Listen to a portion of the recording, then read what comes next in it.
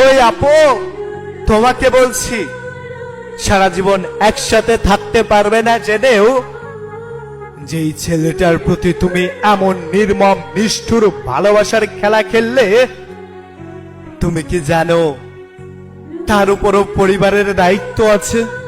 সে যদি একবার ভেঙে পড়ে তাহলে এই পরিবারটা কে চালাবে? এই পরিবারের দায়িত্বটা কে নিবে?